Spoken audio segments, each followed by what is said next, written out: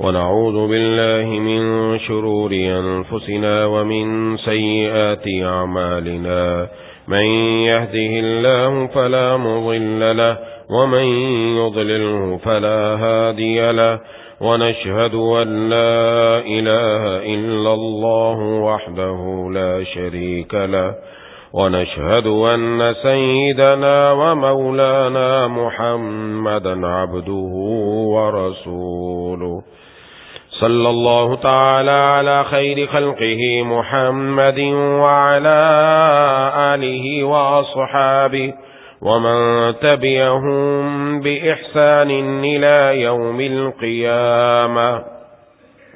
أما بعد، قال رسول الله صلى الله عليه وسلم: ألا أخبركم بأهل الجنة كل ضعيف متضعف لو أقسم على الله لأبره. ألا أخبركم بأهل النار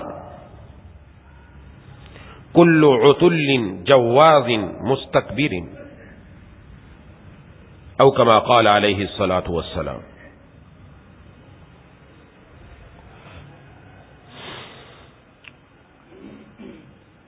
میرے دوستوں اور ساتھیوں، ان اعمال کا تذکرہ ہو رہا ہے کہ جن اعمال پر محبوب کبریا خاتم الانبیاء سرکار دو عالم صلی اللہ علیہ وسلم نے جنت کی بشارت عطا فرمائی.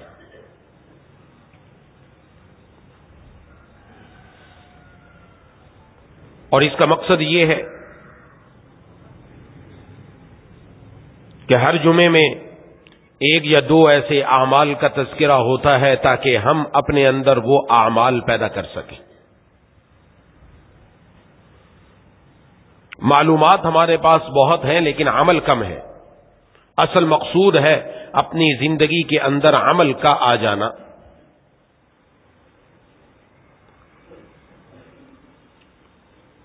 حضرت حارثہ بن وہب رضی اللہ تعالیٰ عنہ سے روایت ہے، مسلم شریف میں بھی موجود ہے، بخاری شریف میں بھی موجود ہے، کہ رسول اللہ صلی اللہ علیہ وسلم نے فرمایا: کیا میں تمہیں جنتی آدمی نہ بتلاؤں کہ جنت والا کون آدمی ہے؟ پھر ارشاد فرمایا: کل ضعیف متضعف، ہر کمزور متضعف جس کو لوگ کمزور سمجھتے ہوں، یعنی وہ اکڑتا نہیں ہے، لوگ اس کو دبا دیتے ہیں. متواضع شخص ہے، اپنی طبیعت کے اندر عاجزی ہے، نرمی ہے، جھگڑالو نہیں ہے. دنیا دیکھتی ہے ایسے آدمی کو دبایا جاتا ہے، دبا دیا. فرمایا یہ آدمی جنتی ہے. نہ صرف جنتی ہے بلکہ فرمایا: لو اقسم علی اللہ لابرہ، اگر وہ اللہ پر قسم کھا لے اللہ اس کی قسم کو بھی پورا کر دیتے ہیں. یعنی دنیا والے تو دبا رہے ہیں بے قیمت سمجھ کر، لیکن اللہ کے اس کی قیمت اتنی ہے کہ وہ اگر اللہ کے بھروسے پر کوئی قسم کھاتا ہے اللہ اس کی بات کو پورا کر دیتے ہیں. اور پھر ارشاد فرمایا: کیا تمہیں نہ بتلاؤں کہ جہنمی کون ہے؟ فرمایا: کل عتل جواز مستکبر، ہر سرکش، جھگڑالو اور بخیل اور متکبر، یہ جس کے اندر یہ صفت ہے، یہ فرمایا جہنمی ہونے کی علامت ہے. کہ جو اپنے آپ کو بڑا سمجھتا ہے، جھگڑا کرتا ہے، جھگڑالو قسم کا آدمی ہے، لوگوں پر ظلم جبر زیادتی اس کی طبیعت کے اندر ہے، فرمایا یہ آدمی جہنمی ہے. ایک حدیث شریف میں ہے کہ جنت اور جہنم دونوں کا آپس میں مقابلہ ہوا، بات چیت ہوئی آپس میں. تو جہنم نے کیا کہا؟ جہنم نے کہا میں وہ ہوں، میرے اندر متکبر لوگ آئیں گے، میرے اندر جبار قسم کے لوگ آئیں گے، ظالم قسم کے لوگ آئیں گے. اور جنت نے کہا میرے اندر متواضع، کمزور اور نرم دل رکھنے والے، نرمی کرنے والے لوگ میرے اندر آئیں گے. جس سے پتہ چل رہا ہے کہ جہنم اور جنت دونوں کے اندر جانے والے لوگ کون ہیں، جس کو جناب نبی کریم صلی اللہ علیہ وسلم نے ارشاد فرما دی. اب اس کو اچھی طرح سمجھنا چاہیے اور دیکھنا چاہیے کہیں میرے اندر وہ صفت تو نہیں ہے جو جہنم کے اندر لے کر جانے والی، اور اگر ہے تو میں اس کو ختم کرنے کی کوشش کروں اور وہ صفت پیدا کروں جو مجھے جنت کے اندر لے کر جانے والی ہے. متواضع اور متکبر کس کو کہتے ہیں؟ تواضع کا مطلب کیا ہے؟ تکبر کا مطلب کیا ہے؟ یہ سمجھ لینا چاہیے. تواضع کا مطلب یہ ہے کہ انسان کسی بھی عمل کو یہ نہیں سمجھتا کہ میں اس کے لائق تھا، یہ میرا حق تھا، میں اس کا مستحق تھا. نہیں، وہ سمجھتا ہے کہ میں تو نالائق تھا، میں اس لائق نہیں تھا، اللہ کا فضل ہوا اس نے مجھے یہ چیز عطا فرما دی. یہ تواضع ہے. اور متکبر بڑائی کرنے والا، جب کہا جائے کہ آپ کو یہ نعمت ملی، کہا ہاں میں تو اس کا مستحق تھا نا، آپ کو پتہ نہیں میں کتنا قابل آدمی ہوں، میں نہیں آؤں گا تو کون آئے گا. ہاں جی، یہ الفاظ اب آج کل بہت یہ الفاظ سنتے ہیں کہ ارے ہاں ظاہر ہے میں نہیں آنا تھا، میرا ہی مقام تھا، اور کون آ سکتا تھا. اس کے بارے میں جناب نبی کریم صلی اللہ علیہ وسلم نے ارشاد فرمایا، دو نشانیاں جس کے اندر پائی جائے، فرمایا وہ آدمی متکبر ہے. ایک بطر الحق، حق بات قبول نہ کرنا، نہ اللہ کی بات قبول کرتا ہے نہ حضور صلی اللہ علیہ وسلم کی بات قبول کرتا ہے. کوئی بھی حق بات قبول نہیں کرتا، اللہ کی بات بھی قبول نہیں، حضور صلی اللہ علیہ وسلم کی بات بھی قبول نہیں. بعض نعوذ باللہ اس سے آگے بڑھ جاتے ہیں. ایک حدیث شریف میں ہے کہ جناب نبی کریم صلی اللہ علیہ وسلم نے فرمایا جو متکبر ہے، تکبر کرنے والے، یہ دنیا میں اپنے آپ کو بہت بڑا سمجھتے ہیں، قیامت کے دن اللہ تعالیٰ ان کو چونٹیوں کی مثال میں جمع فرمائیں گے. اور کسی جگہ ایک واقعہ بھی لکھا ہوا ہے کہ ایک آدمی تھا، اس کی تعریف کی کہ ماشاءاللہ آپ تو بہت ہی اچھے ہیں اور بہت ہی لائق ہیں، آپ کو یہ والی چیز ملی. کہا ہاں میں اللہ تعالیٰ کی نظر میں بھی ایسا ہی ہوں، بس یہ کہنا تھا، چونٹی کی شکل میں بدل دیا گیا. کبھی کبھی اللہ دکھاتے ہیں. یہ حدیث شریف میں ہے کہ اس کو چونٹیوں کی شکل میں کل قیامت میں دن جمع کیا جائے گا. اور خاص ان لوگوں کے لیے ایک جیل ہے بولس، اس جیل کے اندر ان کو رکھا جائے گا، اور جس کے اندر ان کو جہنمیوں کے زخموں سے نکلنے والی پیپ پلائی جائے گی.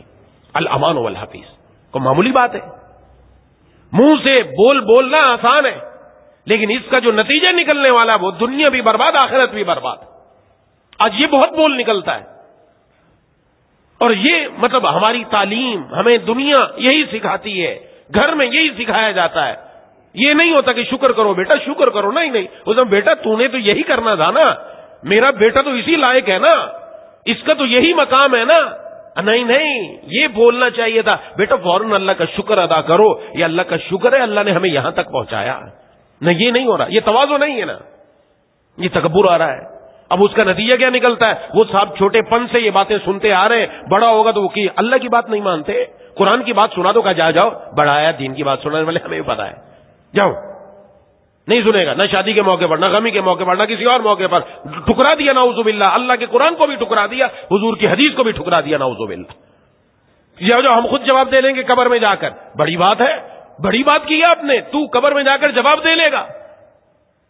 اتنا بڑا بول انسان بولنے لگ گیا. یہ تو ہم آج ماحول کے اندر آ گیا نعوذ باللہ، جس سے کوئی بات کر لو، ارے جاؤ جی بڑے آئے سمجھانے والے، ہم خود اللہ تعالیٰ کو قبر میں جا کر جواب دے دیں گے نعوذ باللہ. بڑی ہمت پائی ہے. ظالم اس سے پہلے مر کیوں نہیں گیا ایسا جملہ بولنے سے پہلے؟ اور کس کے لیے بول رہے ہو؟ یہ دنیا ہے کیا؟ وہاں جا کر تو ناکوں سے جب نکل جائے گا نا، ناک کے ذریعے تکبر، اس وقت پتہ چلے گا جب فرشتے آئیں گے نیلی نیلی شکلوں والے، تو طبیعت برابر نہ ہو جائے تو بات کریں وہاں جا کر.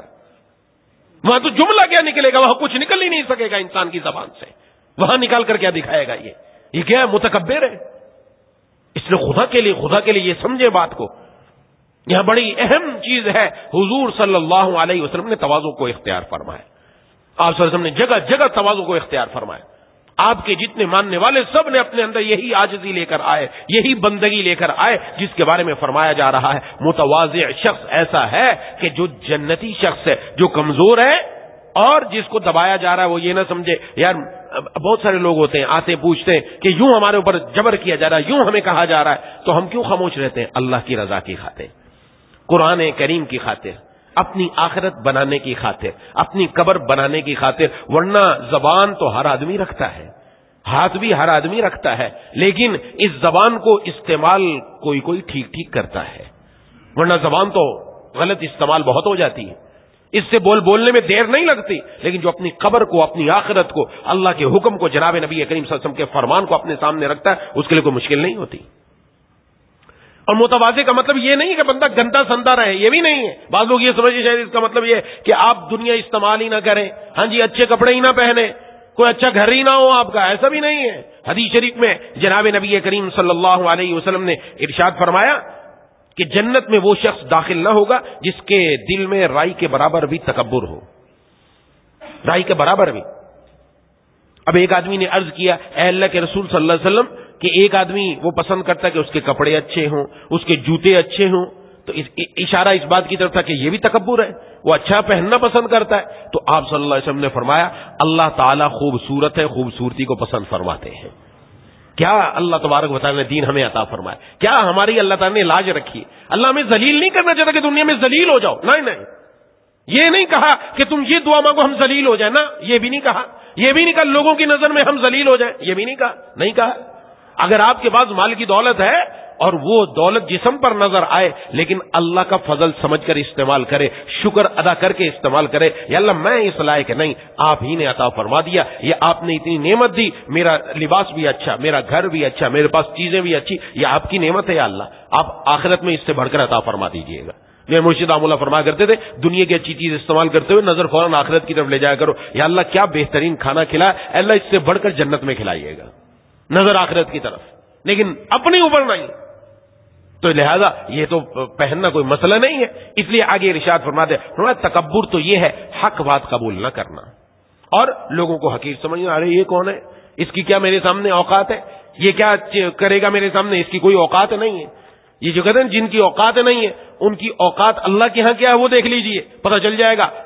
ہماری نظر کے اعتبار سے نہیں، ہم تو فیصلہ کرتے ہیں اپنی نظر سے، میں ہوں پیسے والا، میرے پاس ہے دولت، میرے پاس ہے منصب، میں اپنی زبان کا تیز ہوں، میں سمجھتا ہوں کوئی میرے سامنے بات نہیں کر سکتا، اور سمجھتا ہوں میں بڑا فن خان بن گیا اور کسی کو جرت نہیں ہے، میں اپنی نظر سے دیتا ہوں یہ حقیر ہے، یہ کمزور ہے، اس کے پاس تو پیسہ بھی نہیں، اس کو بولنے کا ڈھنگ بھی نہیں آتا، اس کو پیسہ کمانے کا طریقہ بھی نہیں آتا، منصب بھی نہیں ہے، گاڑی بھی نہیں ہے، یہ سمجھ رہا ہے نعوذ باللہ، یہی میرے لیے تباہی ہے، یہی میرے لیے تباہی ہے، میری دنیا بھی برباد، میری آخرت بھی برباد ہے۔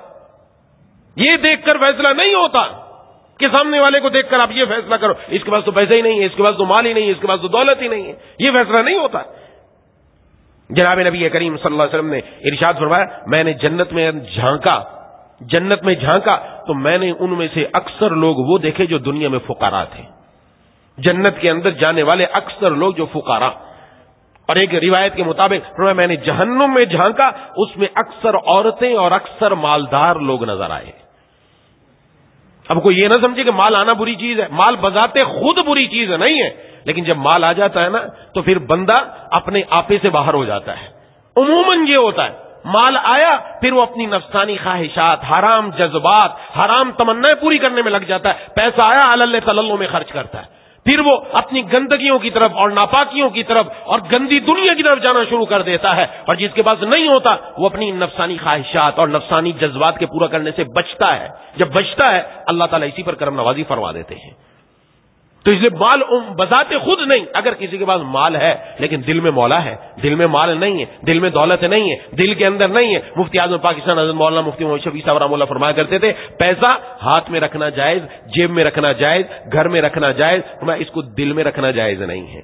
دل میں صرف یار ہو، دل میں صرف اللہ ہو، دل میں صرف مولا ہو، اس کے اندر نہ رکھا جائے۔ اس کی نشانی ہوتی پیسہ ہے لیکن اس کے اندر تکبر نظر نہیں آتا، اس میں عاجزی ہے، متواضع بن کر نظر آتا ہے۔ وہ کہیں یہ منٹ کے اندر اس کی جو ہے وہ ٹون کہتے تبدیل ہو گئی، ٹون تبدیل نہیں ہوتی، وہ اپنے اللہ کے حکموں کے مطابق چل رہا ہے۔ کیسے حضرات صحابہ اکرام رضوان اللہ اجمعین، حضرت عثمان غنی رضی اللہ تعالیٰ عنہ، حضرت عبد الرحمن بن عوف رضی اللہ تعالیٰ عنہ، بڑے بڑے مالدار صحابہ میں سے ہیں ان کے، لیکن سبحان اللہ کیا کہنے ان کی زندگیوں کے، ان کی زندگیاں دیکھیں۔ اگر کسی کے پاس پیسہ ہے لیکن اس کے ساتھ دل مولا کی طرف جڑا ہوا، تو یہ پیسہ جو دولت ایسی ہو اللہ کے قریب کر دینے والی ہو، اللہ کا پیارا بنا دینے والی ہو، اللہ کے راستے میں خرچ کر کے اللہ تبارک و تعالیٰ کے نیکیاں جمع کرنے کا ذریعہ بن جائے، تو یہ سبحان اللہ یہ دولت اس کے لیے ذخیرہ آخرت ہے۔ لیکن عموماً ایسا نہیں ہوتا، اس لیے فرمایا ایسے لوگ میں نے دیکھے۔ ایک حدیث شریف میں جناب نبی کریم صلی اللہ علیہ وسلم نے ارشاد فرمایا، حضرت سہل بن سعد رضی اللہ تعالیٰ عنہ فرماتے ہیں ایک آدمی کو گزر ہوا جناب نبی کریم صلی اللہ علیہ وسلم کے سامنے سے، اور وہ مالداروں میں سے تھا، تو آپ کے پاس ایک آدمی بیٹھا ہوا تھا، آپ نے فرمایا ما رأیک فی ھذا، تیری اس آدمی کے بارے میں رائے کیا ہے؟ اس نے کہا کہ یہ آدمی یہ لوگوں میں سے معزز آدمیوں میں سے ہے، اور اللہ کی قسم ایسا آدمی ہے اگر یہ کہیں پیغام نکاح دے اس کا پیغام نکاح قبول کر لیا جائے، اگر یہ سفارش کرے اس کی سفارش قبول کر لی جائے۔ آج کل یہی ہوتا ہے، دولت ہے نا، پیسہ ہے، پیسے والے کا پیغام آ جائے آنکھ بند کر کے فوراً ہر کوئی کہتا ہاں جی یہیں سے آئے، یہیں سے آئے، یہیں میرا رشتہ ہو جائے، مال والے کے پاس ہو جائے آنکھ بند کر کے بس۔ اور اگر وہ کوئی بات کر دے آنکھ بند کر کے قبول کر لیجیے، حق بولے نہ حق بولے، ہاں کہتے نہیں یہ پیسے والا اس کی بات تو ماننی پڑے گی نا، آپ خاموش ہو گئے۔ دوسرے آدمی کا ذکر ہوا، وہ آپ کے سامنے سے گزرا، آپ نے فرمایا اس کے بارے میں کیا رائے ہے؟ کہا یہ مسلمانوں میں سے فقیر ہے، اور اس کی حیثیت ایسی ہے اگر کہیں پیغام نکاح دے پیغام نکاح قبول نہ کیا جائے، اگر سفارش کرے اس کی سفارش قبول نہ کرے، اور اگر کوئی بات بھی کرے تو اس کی بات بھی نہیں سنتے۔ آج بھی ایسا ہوتا ہے، بات نہیں سنتے۔ کس کی بات سنتے؟ پیسے والے کی، مال والے کی، دولت والے کی۔ ایک طرف سامنے پیسے والا اور دوسری طرف غریب آدمی ہو، غریب آدمی کو دبا دیا جاتا ہے، ارے رہنے دے ان کی بات سنو، یہ جو کہتے ہیں یہی صحیح ہے۔ اب یہاں سنیے گا محبوب کبریا خاتم الانبیاء سرکار دو عالم صلی اللہ علیہ وسلم نے کیا فیصلہ ارشاد فرمایا، اور یہ آپ کی زبان سے نکلنے والا ہو جو بات ہے وہ وہی ہے، وہی یہ یاد رکھیے۔ آپ نے ارشاد فرمایا یہ جو بعد میں گزرا ہے نا، یہ جو بعد میں گزرا، پہلے والے اگر زمین بھر کر بھی لوگ موجود ہوں، یہ بعد والا ایک آدمی ان تمام سے بہتر ہے۔ کیوں؟ یہ اپنے دل میں جو اس کی کیفیت ہے وہ ایسی مضبوط ہے کہ اس کی وجہ سے اس کی قیمت اللہ کے ہاں بڑی ہے۔ تو اصل تو معاملہ تب ہی بنے گا کہ اس کی قیمت کتنی بنتی ہے، تو پیسے سے معاملہ نہیں بنتا، دولت سے نہیں بنتا، بینک و بیلنس، کارو کوٹی اور بنگلے سے نہیں، اصل چیز ہے متواضع ہو، تواضع دل کے اندر آ جائے، عاجزی آ جائے، عاجزی ہو طبیعت کے اندر، اللہ تبارک و تعالیٰ کام بنا دیتے۔ اس لیے جناب نبی کریم صلی اللہ علیہ وسلم نے حدیث میں ارشاد فرمایا، حضرت انس رضی اللہ تعالیٰ عنہ سے روایت ہے، فرمایا یہ دعا کیا کرو۔ کیا دعا کر رہی ہے؟ اللہم احینی مسکینا وامیتنی مسکینا واحشرنی فی زمرۃ المساکین۔ یہ عموماً مسکین کا لفظ ہم سمجھتے ہیں فقیر اور غریب کے لیے استعمال ہوتا ہے، عموماً یہ سمجھتے ہیں، یہ یہاں مسکین کا عربی کا لفظ ہے مسکین، یہ کوئی اردو کا لفظ استعمال نہیں ہو رہا۔ عربی کے اندر مسکین اس آدمی کو کہا جاتا ہے جس کے دل میں تواضع ہو، عاجزی ہو۔ تو حضور نے یہ دعا مانگی ہے، کیا دعا مانگی ہے؟ اے اللہ مجھے متواضع بنا کر زندہ رکھیے، تواضع کی حالت میں میرا انتقال ہو جائے، اور قیامت والے دن متواضع لوگوں میں میرا حشر ہو۔ یہ حضور دعا مانگ کر سکھا کر گئے ہمیں، اور ہمیں اس دعا کا اہتمام کرنا چاہیے۔ اللہم احینی مسکینا وامیتنی مسکینا واحشرنی فی زمرۃ المساکین۔ مسکین سے مراد مالدار والے کے مقابلے میں نہیں آ رہا غریب فقیر، نہیں، مسکین کا مراد دل میں تواضع ہو، دل میں عاجزی ہو۔ یہ بہت بڑی دولت ہے جو انسان کو مل گئی، یہ وہ والی چیز ہے جو انسان کو جنتی بنا دیتی ہے، اور جنت بھی ایسے لوگوں کو اپنے اندر لے کر آئے گی اور اس پر فخر کرے گی۔ حضرت عائشہ رضی اللہ تعالی عنہا نے عرض کیا، فرماتی ہیں کہ مسکین، آپ نے یہ جو دعا فرمائی کیوں کی ہے اللہ کے رسول، ایسی دعا کیوں کی؟ آپ صلی اللہ علیہ وسلم نے ارشاد فرمایا کہ اغنیاء سے پہلے 40 سال پہلے جو دنیا کے اندر جو غرباء اور فقراء ہوں گے 40 سال پہلے جنت میں داخل ہو جائیں گے۔ فرمایا اے عائشہ اگر تیرے پاس کوئی مسکین آئے نا تو اس کو ہٹانا نہیں، اگرچہ کھجور کا ایک ٹکڑا ہی کیوں نہ دے دے، اور فرمایا اے عائشہ مسکینوں سے محبت رکھو اور ان کو اپنے قریب رکھو۔ یہ حکم دیا جا رہا حضرت اماں عائشہ صدیقہ رضی اللہ تعالیٰ عنہ کو، تو ہمارے لیے کیا ہدایت ہے اس کے اندر، یہ بات ذہن میں رکھیں۔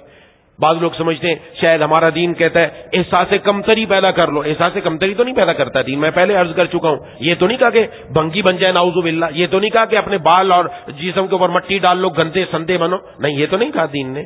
احساس کمتری کچھ اور چیز ہے. دین احساس کمتری نہیں سکھاتا یہ, بلکہ دین سکھاتا ہے جو دولت آپ کے پاس ہے کسی کے پاس نہیں ہے. وہ کون سی دولت ہے؟ وہ ایمان کی دولت ہے جو اللہ نے دل میں عطا فرما دی. اس دولت کا کوئی مقابلہ نہیں کر سکتا. نعوذ باللہ آج بہت سارے لوگ آپ دیکھیں گے, بڑے بڑے جینٹل مین, بڑے بڑے اپنی طرف سے باشعور کہلانے والے لوگ, وہ آج مقابلہ کرتے ہیں. ارے پاکستان کے اندر رہ کر کیا کرنا, جب باہر جاؤ, امریکہ میں جاؤ, یورپ جاؤ, فلاں جگہ جاؤ, وہاں کے لوگ ہی نعوذ باللہ یوں کہتے ہیں کہ یہ کافر ہم سے اچھے. نعوذ باللہ, کافر ہم سے اچھا نہیں ہو سکتا. یاد رکھیں, کافر ہم سے اچھا نہیں ہو سکتا. کیوں نہیں اچھا ہو سکتا؟ اللہ کا قرآن کریم میں بھی اعلان ہے, کافر اچھا نہیں ہو سکتا, کیونکہ مومن کو جو اللہ نے ایمان عطا فرمایا, پوری دنیا کے کافر بھی جمع ہو جائیں, اس ایمان کا مقابلہ نہیں ہو سکتا. کیوں؟ اس لیے کہ ایمان جنت کی چابی مل گئی. ارے یہ اتنی بڑی دولت ہے, پوری دنیا بھی اس کا مقابلہ نہیں کر سکتی. پوری دنیا بھی آ جائے نہیں مقابلہ کر سکتی. کلمہ لا الہ الا اللہ محمد رسول اللہ. یہ کیا؟ یہ احساس کمتری کا شکار ہے یہ بندہ. اپنے آپ کو وہ باشعور کہہ رہا ہے, اپنے آپ کو سمجھ رہا ہے کہ میں بڑا پڑھا لکھا آدمی ہوں, اور میرا تو فیس بک پر فلانی پر یہ پر وہ پر میری لوگ باتیں سنتے ہیں, اور میں بڑا دنیا والوں کو بتاتا ہوں, اس لیے وہ اپنی بات جاری کرتا ہے لوگوں کے سامنے. احساس کمتری کا شکار یہ بندہ ہے. الحمدللہ ہم شکار نہیں ہے اس کا, ہمیں ضرورت نہیں. وہ اپنی دنیا میں رہے. ہمارے پاس جو اللہ کی قرآن کی دولت موجود ہے, سنت موجود ہے, الحمدللہ ہمیں اس پر فخر ہے کہ رب تعالیٰ نے ہمیں جناب نبی کریم صلی اللہ علیہ وسلم سے جوڑا ہے. الحمدللہ معمولی چیز ہے بھائی. آج کا جوان بھی ان کے پیچھے بھاگ رہا ہے. بہت سارے میرے پاس ایسے میسیج آتے ہیں اور ایسی ایسی باتیں. یہ اللہ تعالیٰ نے قرآن کریم میں فرما دیا, مومن اگر غلام بھی ہو وہ کافر سے بہتر ہے. اس لیے مومن کے دل میں جو ایمان موجود ہے, جو کلمہ لا الہ الا اللہ محمد الرسول اللہ موجود ہے, دنیا والوں کے پاس اس دولت کی کوئی قیمت موجود نہیں ہے. اس لیے معمولی نہیں سمجھے. یہ نہیں کہا گیا احساس کمتری. احساس کمتری کیا ہوتی ہے؟ احساس کمتری یہ ہوتی ہے بندہ کہ میری شکل اچھی کیوں نہیں ہے. ہاں جی, شیشے میں دیکھا اپنے, میرے پاس پیسہ کیوں نہیں ہے. نعوذ باللہ اللہ پر اعتراض, شکوہ پیدا ہوتا ہے, یا اللہ مجھے تو نے ایسا کیوں نہیں بنایا. ہاں, یہ دل میں آیا, یہ احساس کمتری ہے. یہ نعوذ باللہ اللہ کی ذات پر اعتراض ہے, اپنی تقدیر پر شکوہ ہے کہ مجھے ایسا کیوں بنایا. اور تواضع میں ایسا نہیں ہے. تواضع میں کیا ہے؟ تواضع تو شکر کے نتیجے میں پیدا ہوتی ہے. یا اللہ آپ نے مجھے یہ نعمت دی, الحمدللہ آپ کا شکر ہے, میں اس لائق نہیں تھا, آپ نے دے دیا. آپ نے مجھے رزق دیا, آپ نے مجھے دکان دی, آپ نے مجھے دولت دی, آپ نے مجھے یہ صورت دی, آپ نے مجھے یہ سیرت دی. اللہ الحمدللہ, یا اللہ آپ کا شکر ہے, آپ نے مجھے یہ دے دیا. دین تواضع سکھاتا ہے, احساس کمتری نہیں سکھاتا. یاد رکھیں, احساس کمتری نہیں سکھاتا.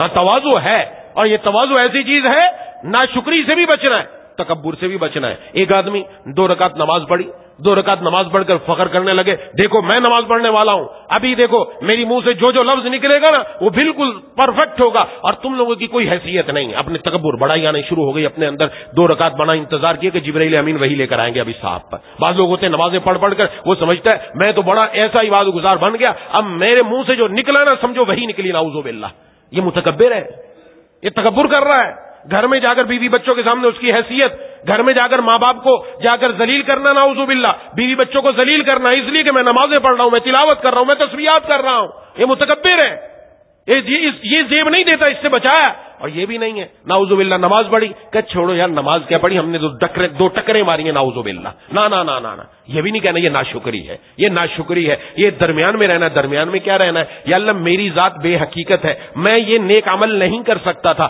آپ نے توفیق عطا فرمائی, مجھے اپنے گھر پر آنے کی توفیق دے دی, اپنا سر سجدے میں رکھنے کی توفیق دے دی, تو میں نے رکھ دیا. ویسے اپنی ذات کے اعتبار سے میری یہ حقیقت نہیں ہے, آپ کا فضل ہوا, آپ نے اپنے در پر آنے کی توفیق عطا فرما دی. کیا ہوا؟ ناشکری سے بھی بچ گیا, ساتھ ساتھ شکر بھی ادا ہو گیا. یہ جو درمیان کا حصہ تواضع کہلاتی ہے. ہاں, ہر جگہ پر ہر انسان میں اللہ نے صلاحیتیں دی ہیں, الحمدللہ ہر انسان میں موجود ہے صلاحیتیں. کسی کے پاس کون سی صلاحیت ہے, کسی کے پاس کون سی صلاحیت ہے, لیکن ان صلاحیتوں پہ اکڑنا نہیں ہے, تکبر نہیں کرنا. ہاں میں تو اسی لائق تھا, میں تو یہی کر سکتا تھا, میرے علاوہ کون تھا جو یہ کرتا. نہیں, یہ بول نہیں بولنا. صلاحیت ہے, جب بھی نظر اپنی صلاحیت پر جائے فوراً توجہ اللہ کی ذات کی طرف ہو جائے کہ اللہ یہ آپ کا فضل ہے, آپ کا کرم ہے, آپ کی مہربانی ہے, مجھ سے یہ کام ہو گیا, ورنہ میں اس لائق نہیں تھا. ورنہ میں اس لائق نہیں تھا. اس کو علامہ رومی رحمہ اللہ نے سمجھایا بہت اچھے انداز میں. وہ ہمیشہ بات ذہن میں رکھنا چاہیے. یہ میں نے جو ذہن میں بات عرض کر دی, احساس کمتری اور تواضع کے اندر فرق ہے. دین احساس کمتری نہیں سکھاتا بلکہ احساس کمتری سے نکالتا ہے دین, کہ کیوں بھائی احساس کمتری کا شکار کیوں ہو رہے ہو, تم آگے بڑھو, تمہارے اندر اللہ نے صلاحیت رکھی. ایک اعتبار سے کمی ہے تو دوسری اعتبار سے صلاحیت ہے, دوسری اعتبار سے کمی ہے تیسری اعتبار سے صلاحیت ہے. ہر بندے میں اللہ نے عجیب عجیب صلاحیت رکھی ہے. ذرا دین کے لیے لگا کر تو دیکھو, آگے بڑھ کر تو دیکھو اللہ کہاں سے کہاں تک پہنچاتے ہیں. ہاں تو احساس کمتری تواضع پیدا کرو. اور پھر تواضع کے ساتھ یہ حکم بھی ہے ناشکری بھی نہیں کرنی اور تکبر بھی نہیں کرنا. اس لیے حضرت ابوبکر صدیق رضی اللہ تعالی عنہ کی طرف یہ بات منسوب ہے. آپ نے ارشاد فرمایا جب بھی نماز پڑھو نماز کے بعد 3 مرتبہ الحمدللہ کہہ لو, 3 مرتبہ الحمدللہ اور 3 مرتبہ استغفار. ہاں الحمدللہ کس بات پر؟ الحمدللہ اس بات پر یا اللہ آپ کا شکر ہے آپ نے نماز کی توفیق دی, آپ کا شکر ہے روزے کی توفیق دی, آپ کا شکر ہے تلاوت کی توفیق دی, آپ کا شکر ہے آپ نے یہ عبادت کی توفیق دی, یہ نیک کام کرنے کی توفیق دی. اس پر اللہ کا شکر ادا کیا, تکبر سے بچ گیا. تشکر اور تکبر دونوں ضد ہے. جہاں شکر آ جائے وہاں تکبر نہیں آ سکتا, وہاں تکبر نہیں آ سکتا, شکر میں آ گیا. اور استغفار کس بات پر؟ اس بات پر کہ ناشکری نہ کروں, ناشکری نہ کروں, اس بات پر استغفار ہو رہا. کیا یا اللہ یہ عبادت اس لائق تو نہیں کہ آپ کے دربار میں پیش کی جائے, اس میں جو کوتاہی ہوئی اپنے فضل سے معاف فرما کر اس کو اپنی بارگاہ میں قبول فرما لیجیے. قبول ہو گیا, کام ہو گیا. یہ دونوں کام ہر عبادت کے بعد بندہ اپنے اندر رکھے. تو علامہ رومی رحمہ اللہ نے فرمایا کہ گھر کے اندر انسان گلاب لگاتا ہے, پودے لگاتا ہے, پھلواری لگاتا ہے, کچھ بھی لگاتا ہے, بڑی اس کے علاوہ کھیتوں کے اندر جو کچھ کیا جاتا ہے, تو گھر میں گلاب کا پھول لے کر آیا. اب اس گلاب کے پھول کے لیے مٹی کی بھی ضرورت ہے, مٹی کے ساتھ پانی کی ضرورت ہے, کھاد کی بھی ضرورت ہے. یہ 3 چیزوں کی ضرورت ہے. یہ تینوں چیزیں اس کو ملتی رہیں. یہ گلاب کا پھول تناور ہوتا ہے حتیٰ کہ اس کے اندر سے کونپل نکلتی, کونپل کے بعد گلاب کا پھول نکلتا ہے اور گلاب کے پھول نکل کر خوشبو نکلنا شروع ہو جاتی ہے. تو ہم گھر میں لے کر آئے گلاب کا پھول, مٹی کے اندر ہم نے پانی بھی ڈالا, ساتھ ساتھ گوبر بھی ڈال دیا. گوبر کھاد کے طور پر ڈالا جاتا ہے, استعمال کیا جاتا ہے, ڈال دیا, اس کے اندر مکس کر دیا. کچھ دنوں بعد یہ پودا بڑا ہوا, آہستہ آہستہ بڑا ہوتا گیا اور اس میں کونپل پیدا ہوئی, یہاں تک کہ اس کے اندر سے ایک دن گلاب کا پھول نکلا اور خوشبو مہکنے لگی. وہ جو گوبر اندر تھا اس نے اس گلاب کے پھول کو پکارا, کہا وہ گلاب کے پھول ذرا بات سن میری. کہا کیا بات ہے؟ کہا میرا نتیجہ ہے, دیکھو میرا کمال ہے, تیرے اندر سے یہ خوشبو آ رہی ہے. ہاں اگر میں تیرے اندر نہیں آتا, میں کھاد کے طور پر استعمال نہیں ہوتا, تو تیرے اندر یہ خوشبو نہیں ہونی تھی, تو نے باہر نکلنا ہی نہیں تھا. یہ اس نے کہا. علامہ رومی رحمہ اللہ یہاں سمجھانا چاہ رہے ہیں کچھ بات توجہ کے ساتھ. گلاب کے پھول نے واپس جواب دیا اس گوبر کو, کہ تیرا کمال نہیں ہے, اگر تیرا کمال ہوتا تو میرے اندر بدبو نکلتی, خوشبو نہ نکلتی. تو گوبر ہے, گوبر سے خوشبو کیسے نکلے؟ گوبر سے بدبو ہی نکلتی. کہ یہ تیرا کمال نہیں, میرے اللہ کا جمال ہے, بدبودار چیز سے خوشبودار چیز پیدا کرتا ہے. میرے اللہ کا جمال ہے. ہم ایک ناپاک اور گندے قطرے سے بنے. تکبر کس بات کا؟ گندے اور ناپاک قطرے سے بنے ہیں. اس قطرے سے بن کر اگر ہم سے کوئی عبادت ہو گئی, اگر ہم سے کوئی تلاوت ہو گئی, اگر ہم نے کوئی نماز اور روزہ کر لیا, اگر ہم نے کوئی اچھی تقریر کر لی, اگر ہم نے کوئی اچھا کام کر لیا, یہ ہمارا کمال نہیں, اس اللہ کا جمال ہے. رب تعالیٰ کی نظر کرم اور انتخاب ہم پر پڑی کہ اس نے ہمیں اپنے در پر آ کر اپنا سر سجدے میں رکھنے کی توفیق عطا فرما دی. شکر اس کا ادا کرو. اس لیے اپنے اندر سے تکبر نکل جائے گا, تواضع آ گئی, عاجزی آ گئی. دنیا کی زندگی بھی آسان, آخرت کی زندگی تو آسان ہی ہے کہ اس کے لیے حضور صلی اللہ علیہ وسلم نے فرمایا ایسا بندہ جنتی ہے. اس لیے یہ ذہن میں رکھنا ضروری ہے کہ حضور نے کیا فرمایا. فرمایا کون سا آدمی جنتی ہے؟ فرمایا وہ آدمی جو کمزور ہے, جس کو لوگ کمزور سمجھتے ہیں, دبا دیتے ہیں. کون ہے؟ عاجزی اختیار کرنے والا. یہ ہے بندہ جو عاجزی اختیار کرنے والا. اور جہنمی کون ہے؟ فرمایا ہر سرکش جھگڑالو قسم کا انسان اور بخیل انسان اور متکبر انسان. فرمایا یہ بندہ جہنمی ہے. یہ اپنے اندر دیکھنے کی ضرورت ہے. اگر کہیں ہمارے اندر ایسی صفت تو نہیں کہ ہم بات بات پر جھگڑتے ہیں, ہم اپنی بات دوسرے کو پر ٹھونسنے کی کوشش کرتے ہیں اس لیے کہ ہم سخت مزاج ہیں اور سخت گیر ہے اور جھگڑالو قسم کے. اگر ایسا ہے تو اپنے اندر سے یہ صفت ختم کر کے اپنے اندر تواضع پیدا کرنے کی کوشش. یا اللہ میں کچھ بھی نہیں, صرف آپ نے جو فضل فرمایا, مہربانی فرمائی, جو کچھ ہے میرا آپ کی کرم نوازی کا نتیجہ ہے. میرے اندر یہ چیز پیدا ہو رہی ہے. یا اللہ مجھے آپ دنیا میں بھی مسکینی کی حالت میں زندہ رکھیے, مسکینی کی حالت میں موت دیجیے, مسکینی کی حالت میں کل قیامت میں میرا حشر فرمائیے. اور مسکین سے مراد فقیر نہیں, غریب نہیں, بلکہ مسکین سے مراد یہاں پر متواضع انسان ہے جس کے دل کے اندر عاجزی ہو, تواضع ہو. اللہ تعالیٰ مجھے اور آپ کو ان باتوں پر عمل کرنے کی توفیق عطا فرمائے. واخر دعوانا ان الحمد للہ رب العالمین. الحمد للہ رب العالمین الرحمن الرحیم مالک یوم الدین ایاک نعبد و ایاک نستعین اهدنا الصراط المستقیم صراط الذین انعمت علیہم غیر المغضوب علیہم ولا الضالین. الف لام میم اللہ الحي القيوم لا إله إلا الله الحليم الكريم سبحان الله رب العرش العظيم والحمد لله رب العالمين يا ربي يا ربي اللهم يا كبير يا سميع يا بصير يا من لا وزير له ولا شريك له ويا خالق الشمس والقمر المنير اللهم صل على سيدنا مولانا محمد وعلى آل سيدنا ومولانا محمد وبارك وسلم یا الہ العالمین یا الراحمین یا ذا الجلال والاکرام یا اللہ ہم سب کی حاضری کو اپنی بارگاہ میں قبول مقبول فرما یا اللہ ہمارے اس شعبان کے مہینے میں برکت عطا فرما کر یا اللہ ہم سب کو صحت کے ساتھ خیر و عافیت کے ساتھ ماہ رمضان المبارک نصیب فرما دیجیے یا اللہ ہمیں ماہ رمضان المبارک کے لیے سلامت رکھیے رمضان المبارک کو ہمارے لیے سلامت رکھیے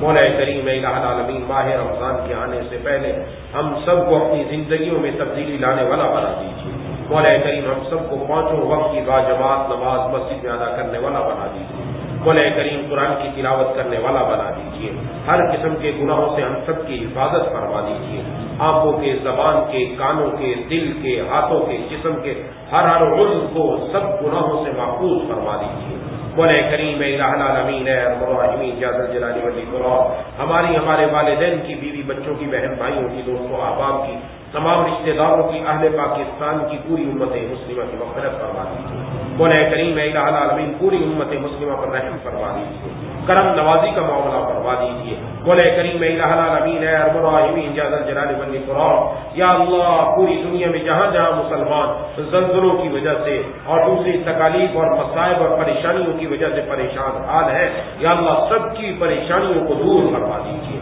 مولا کریم ان سب کا غیب سے یا اللہ اپنی مدد کا انتظام فرما دیجیے مولا کریم الہ العالمین اے الراحمین تمام مسلمان ملکوں کو استحکام عطا فرما دے خصوصاً ملک پاکستان کو استحکام عطا فرما دے معاشی اعتبار سے مستحکم فرما دیجیے مولا کریم الہ العالمین اے الراحمین یہاں جتنے بھی لوگ یا اللہ رزق کے اعتبار سے یا اللہ پریشان حال ہیں سب کی رزق کی پریشانی کو دور فرما دیجیے مولا کریم الہ العالمین رزاق آپ کی ذات ہے یا اللہ سب کو اپنی رحمت سے جیسے اب تک آپ کھلاتے آئے ہیں یا اللہ صبح دوپہر اور شام یا اللہ عزت کے ساتھ گھر میں روزی نصیب فرما دیجیے مولا کریم کسی کا محتاج نہ بنائیے یا اللہ یا الہ العالمین کسی کے سامنے ہاتھ نہ پھیلانا پڑے مولا ہماری رزق میں خوب برکت عطا فرما دے مولا برکت عطا فرما دے اے الہ العالمین یا ارحم الراحمین جتنے لوگ پریشان حال ہیں روزی کے اعتبار سے معاشی اعتبار سے یا اللہ